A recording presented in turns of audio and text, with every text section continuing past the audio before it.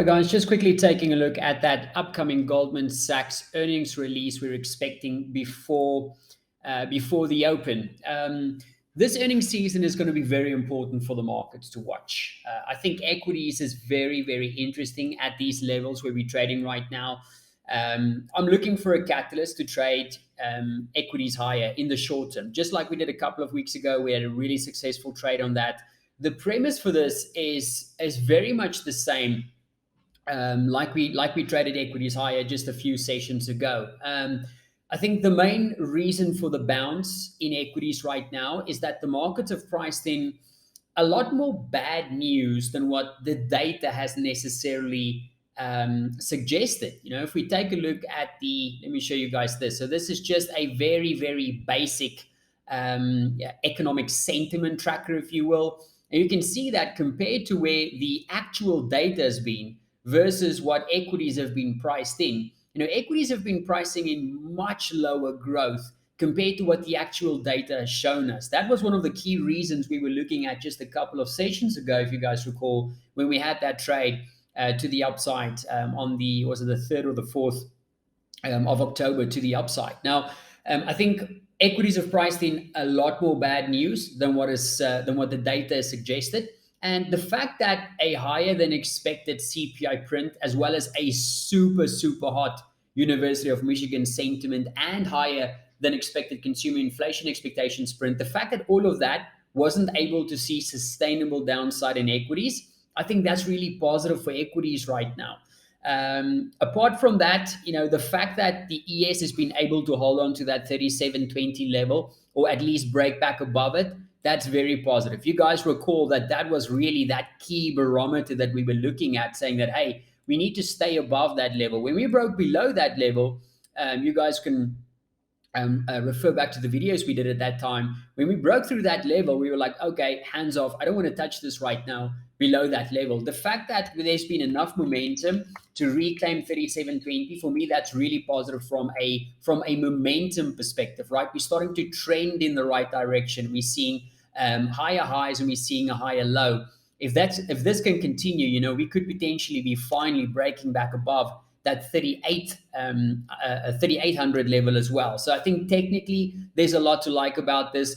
The other thing that I like about it is momentum. If you take a look at we've looked at this quite a few times before, looking at the momentum signal from a volatility momentum point of view. What we tend to see happen is that volatility tends to track and follow momentum. So one thing that we've been looking at over the last couple of months is looking how momentum precedes big moves in momentum, precedes moves in volatility. Now, where we are right now, this is setting up for a potential break to the upside because we have momentum, which is at or close to the bottom end of the range, which is obviously 30. We're seeing volatility, which is close to recent bottoms. Keep in mind that in this scenario, of course, we have volatility inverted. So if you look at it from a VIX perspective, it'll be close to recent highs. You can see there VIX trading close to 31. We have price still fairly close to the recent bottom. So from a momentum volatility perspective, it's looking like there's more upside potential. Now, keep in mind, when you use something like a volatility momentum signal like this, you want to be only using these signals preferably in line with the underlying bias, which in this case is still bearish. So in other words, you want to be using this to sell the rip. You don't want to be using this to buy the dip. So that is just one caveat to keep in mind. But in this case, what I like about the signal is that I'm not just looking at the signal in isolation. We have a sentiment reason to like this market to the upside as well. So I like it from the fact that it couldn't sell off on CPI. I like it from the fact that a lot more bad news has been priced in versus what the actual data has shown us. I like it technically. I like it from a volatility perspective. The other thing that I like about this right now is that we're going into earnings season. Now, for those of you who are not aware, earnings season historically is normally more positive for equities. At worst, it's normally more flat. But the aggregate of data shows that during earnings season, at least that first, second, and third week in earnings is normally more positive for equities. And the reason for that is because earnings are normally in a good season, earnings tends to expect um, uh, uh, um, in a good earnings season, analysts tend to expect less of earnings, and that obviously means that there's upside surprises. When you go into a bear market, that they get too aggressive to the other side. So in a bull market, they basically downplay earnings. In a bear market, they exacerbate their fears, which means that whether we're in a bull or bear market, analyst expectations normally get trumped, meaning that equities normally perform better than what analyst expectations expect from it. So there's always that more positive drift, if you will, in equities going into earnings season. So that is one thing that I'm looking out for. And I think this is important because in this current context, in this environment, with all the bad news that's been priced in and prepared for, I think if we just get okay earnings, it could be enough to see equities rally because so much bad news has been priced in. So with everything or everyone expecting the worst, I think if we just get okay earnings, it should be enough for a lift in equities in the short term, I think. Now, today we have Goldman Sachs coming up. Now, the reason why Goldman is important is firstly, it's before open, so that's great. But in terms of the weighting, if you take a look at your two equity indexes here, we've got the Dow Jones here, and then we've got the S&P. Now, the reason why Goldman is much more important for the likes of the Dow Jones is because the Dow Jones is a price-weighted index, meaning that the weighting of the company names isn't based on market cap like it is with the S&P. So if you take a look at the S&P and market cap, the Goldman Sachs has, I think, here we go. Goldman Sachs has 104 billion. So on 31 trillion, I mean, that's less than 0.5% weighting for Goldman in the S&P. But if you take a look at Goldman, you can see because it's price weighted, we've got Goldman Sachs as the 1, 2, 3, 4, fifth strongest right now. So no, sorry, that should be the second strongest. Let's just quickly. There we go. We've got it as the second strongest at $306 per share. So this is price weighted, share weighted, and at 306, the last time I checked, we were at close to 7% weighting for the Dow Jones. So it's going to be more important for the Dow Jones compared to something like the S&P. So just looking at that alone, we could probably rather want to isolate a trade on better Goldman earnings with something like the Dow Jones. But the reason why I'm sticking to the S&P is because I like the S&P better here going into the rest of earnings season. I think given the composition of the index, I like it a little bit more going into the rest of earnings seasons compared to that of the Dow Jones. I think it's just a little bit more, the weights makes a bit more sense, if that makes sense.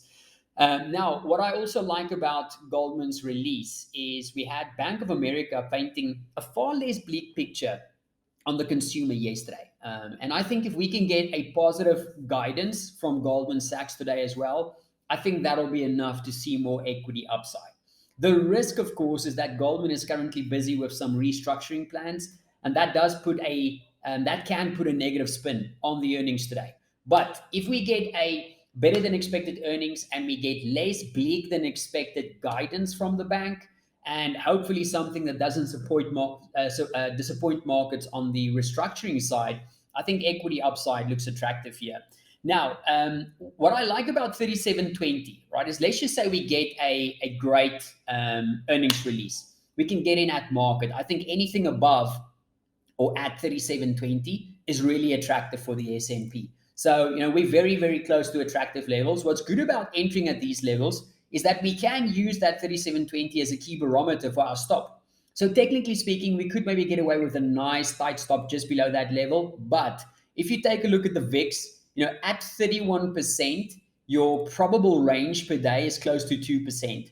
It's 1.9 something. So that gives us a fairly wide range to work with, meaning that normally I would have liked to put my stop just below the 37.20. But if I do take a long, I'm going to put it below the implied volatility range for the day, as well as the daily pivot, because we're so close to that level. So I'm going to be putting it just below that daily pivot, which means a stop close to 36, let's just say 36.50, I think would be adequate. In terms of targets to the upside, the first and most obvious one would be the implied volatility high of the day, as well as the high where we took or close to where we took previous profits with that trade from the start of October, would be that 3,800 level. That'll be a tough nut to crack. If we reach that level, I'll be looking to move stops to break even, and then waiting to see if there's enough momentum to potentially break out of this, which means the next key level we'll be targeting would be 3,900 to the upside. So just a quick preview there for what I'm looking for